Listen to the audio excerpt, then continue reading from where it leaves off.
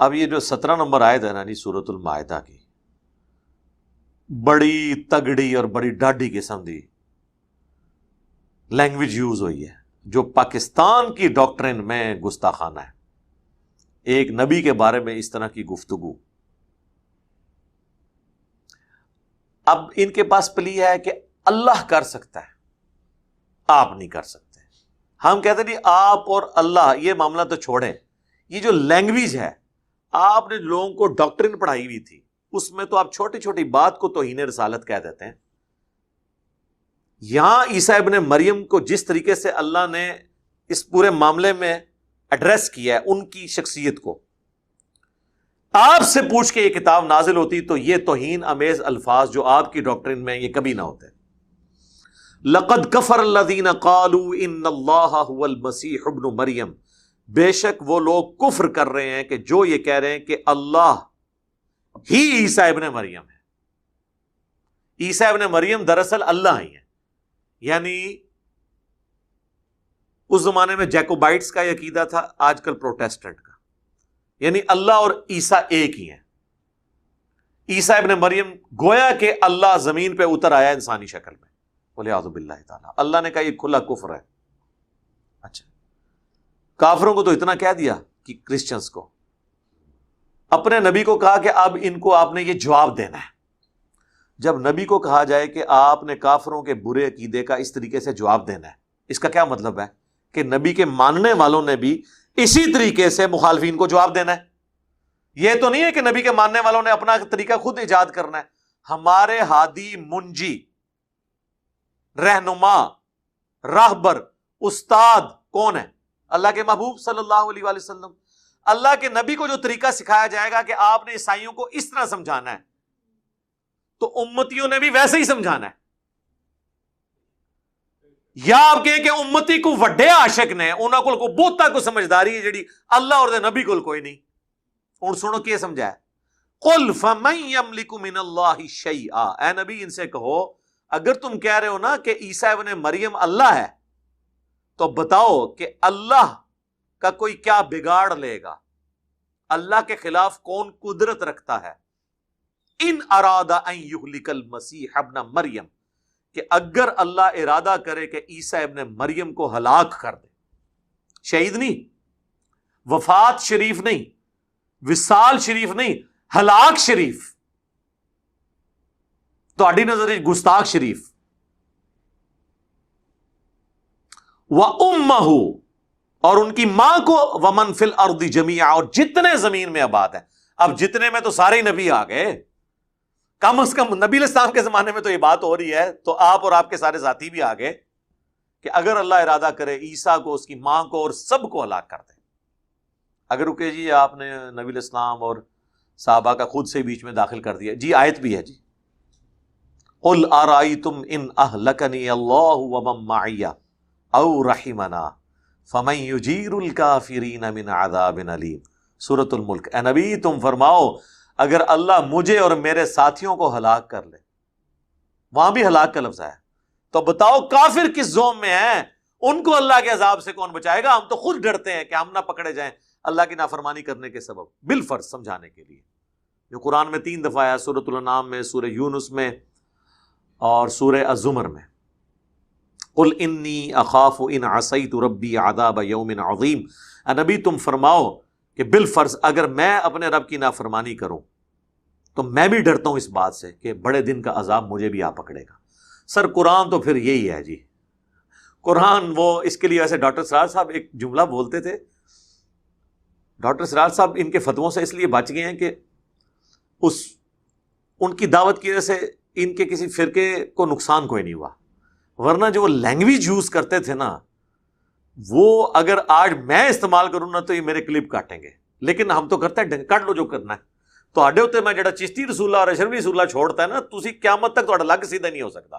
تسی پہلے اپنا اسلام ثابت کرو گے پھر ساڈے نال گل کرو گے. تو ڈاکٹر صاحب سے پتہ ہے کہ جملہ بولتے تھے، قرآن کا ننگا فلسفہ، یعنی بغیر کسی پردے کے. ایسے ننگا لفظ تو غلط استعمال ہوتا ہے لیکن غلط بھی نہیں ہے. ننگی تلوار جب لفظ یوز کیا جاتا ہے، نیام سے جو تلوار نکالی جائے اسے بھی ننگی تلوار کہا جاتا ہے نا. تو ننگا لفظ ویسے عموماً لوگ سمجھتے ہیں ننگے کا مطلب جو ہے وہ کوئی بزرگ ہوں گے، ننگا پیر میرے کو تو پھر یہی کرنا ہے نا. ہاں جی، ننگے سر نماز نہیں ہوتی، اس کو ٹوپی بناتے ہیں، اور جو پورے کپڑے اتار دے وہ بزرگ ہوتا ہے، اس کے آگے ایسے کر کے بیٹھ جاتے ہیں. یار ننگے کپڑے والے بزرگ کو تو کبھی کپڑے نہیں بنائے، تو ننگے سر والے کو ٹوپی بنا کے آپ کو کیا ملتا ہے؟ یہ آپ دیکھ لیں مینٹالٹی کیا پروڈیوس کی ہوئی ہے. تو ڈاکٹر سرار صاحب کہتے تھے قرآن کا فلسفہ بڑا ننگا ہے، یعنی اتنا واضح ہے کہ کوئی پردہ نہیں ہے، ابہام نہیں ہے، بالکل دو ٹوک بات ہے. اور میں آپ کو بتاؤں یہ ایسا زبردست فلسفہ ہے کہ کافروں کو حضور کے زمانے کے یہ بات سمجھ آ گئی تھی کہ بھئی قرآن کے ساتھ ہمارا کمپرومائز کوئی نہیں ہو سکتا، تا وقت ہے کہ ہم ٹوٹل اوبیڈینس اختیار نہ کریں. یہ جو پیکج پاکستان کے مسلمانوں والا اگر ابو جہل کو آفر کیا جاتا تو میں آپ کو یعنی اسٹامپ پیپر پہ لکھ دیتا ہوں کہ ابو جہل کو میں کلمہ پڑھوا دیتا کہ جی کلمہ پڑھ لو، نماز پڑھنی نہیں پڑھنی خیر ہے، بس ایک بار کہہ دینا کچھ بھی ہے تیرے محبوب کی امت سے ہیں، روزہ رکھنے کی کوئی ضرورت نہیں، کوئی دین کا، بس ایک بار شناختی کارڈ میں مسلمان. لیکن اسے یہ پتا تھا کہ لا الہ الا اللہ، چونکہ عربی اسے آتی تھی نا، ہاں کہ اس کا مطلب کیا ہے کہ نفی سارے الہوں کی جب کرنی ہے، اپنے نفس کی بھی نفی کرنی ہے، اپنی مرضی کی بھی نفی کرنی ہے. اسی لیے وہ جب قرآن کی باتیں سنتے تھے تو سورہ یونس میں آتا ہے نبی اس قرآن کو بدل دو یا کوئی اور قرآن لے آؤ، بڑا سخت ہے.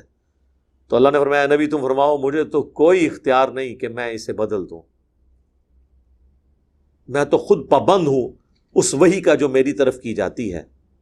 انی اخاف ان عصیت ربی عذاب یوم عظیم، میں تو خود ڈرتا ہوں اس بات سے کہ بالفرض اگر میں نے بھی اپنے رب کی نافرمانی کی تو بڑے دن کا عذاب مجھے بھی آ پکڑے گا.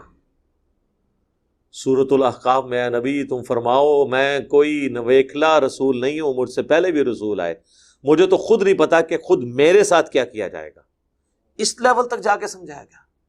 سورہ قصص میں فرمایا اے نبی تمہیں تو یہ امید بھی نہیں تھی کہ ہم تمہیں اللہ کا پیغمبر بنائیں گے. یعنی اگر کسی کے دماغ میں یہ وہم ہے نا کہ نبی علیہ السلام کوئی 40 سال تک کو پلان کر کے بیٹھے تھے کہ جیسے ہی میں نے 40 کا ہونا ہے تو میں نے ان مشرکین عرب کو نعوذ باللہ اس طرح کی جھوٹی دعوت پیش کر دینی ہے، نہیں. حضور کو تو آپ کی تو بڑی ڈائنامک لائف گزر رہی تھی. اب یہ قرآن کی آیتیں جب آپ ایسی پبلک کے سامنے پیش کریں گے جو بزرگوں کو بھی کہتے ہیں کہ وہ مادرزاد ولی تھے اور ماں کے پیٹ میں انہوں نے 14 سپارے حفظ کر لیے تھے، ان کو قرآن کی آیت کیسے ہضم ہوگی کہ حضور کے امتی، حضور کے صحابہ کے گھوڑوں کے قدموں سے جو خاک اڑے اور گھوڑے کے نتنے میں بیٹھے، جو ایڈی لمبی تو انہوں ایک کہانی بنا کے انہوں نے دیتی ہوئی ہے، نہ قرآن لکھی نہ دیسی کولوں بنائی ہوئی، اس کو کوئی غوث کتب نہیں پہنچتا، اور غوث پیدا ہوتا ہے تو 14 سپارے حفظ ہیں. اور نبی کو اللہ قرآن میں کہہ رہا ہے نبی تمہیں تو امید ہی نہیں تھی کہ ہم تمہیں پیغمبر بنائیں گے. یعنی اللہ نے یہ ڈیسیژن، اللہ کے علم میں تھا، نبی کو خود اس وقت نہیں پتا ہوتا، پتا اسی وقت چلتا ہے جب وہ مبعوث ہوتے ہیں. اور آپ اس وقت کا ابرپٹ ریاکشن بھی دیکھ لیں جو بخاری مسلم میں آیا ہے. حضرت خدیجہ کے پاس آتے ہیں، وہ ان کو اوڑھنی اڑا دیتی ہیں، پھر ورقہ بن نوفل کے پاس لے جاتی ہیں، ٹھیک ہے نا. اور اگر یہ سب کچھ نہ ہوتا تو نبی علیہ السلام کی نبوت کا معجزانہ ہونا ڈکلیئر بھی نہ ہوتا. عرب کے بدوؤں میں ایک شخص جو نہ لکھا ہوا نہ پڑھا ہوا، نہ اس طریقے سے اس کا کوئی انٹرنیشنل ایکسپوئر، کبھی بچپن میں چچا کے ساتھ کوئی سفر پہ گئے، نہ کوئی استاد، نہ کہیں سے باقاعدہ کوئی تعلیم حاصل کی، اور کلام ایسا لے آئے ہیں کہ شعراء نے بھی اپنے کلام پاڑ دیے. جو اس کلام کی مخالفت کر رہے ہیں وہ بھی رات کو چوری چھپے جب حضور تلاوت کرتے ہیں تو وہ چپ کے سنتے ہیں. یہ تو جو قرآن ترجمے سے پڑھتا ہے نا، یہ قیام میں قرآن پڑھتا ہے یا سنتا ہے اور اسے سمجھ آ رہی کہ لکھا کیا ہوا ہے، تو قرآن تو آج بھی جناب انسان کو ہلنے نہیں دیتا. یہ ایسا معجزہ ہے. باقی تو خالی زبانی کلامی کہتے ہیں یہ معجزہ ہے، لیکن جو اس کی ٹیسٹ کو فیل کرتے ہیں ان کو پتہ چلتا ہے واقعی آج بھی آپ حضور کے زمانے میں پہنچ جائیں، قرآن پڑھیں، آج بھی آپ کو لگے گا کہ یہ بدر ہو رہی ہے، یہ عہد ہو رہی ہے، یہ منافقین ہیں، یہ کافر ہیں، یہ مسلمان ہیں، یہ حضور بیٹھے ہوئے ہیں اور آپ تعلیمات دے رہے ہیں اور یہ قرآن نازل ہو رہا ہے. اللہم اجعلنا منہم، اللہم ثبتنا علی القرآن. تو اے نبی تم فرماؤ کہ کوئی اللہ کا کیا بگاڑ لے گا اگر اللہ ارادہ کرے کہ مسیح کو، اس کی ماں کو، سب لوگوں کو ہلاک کر دے۔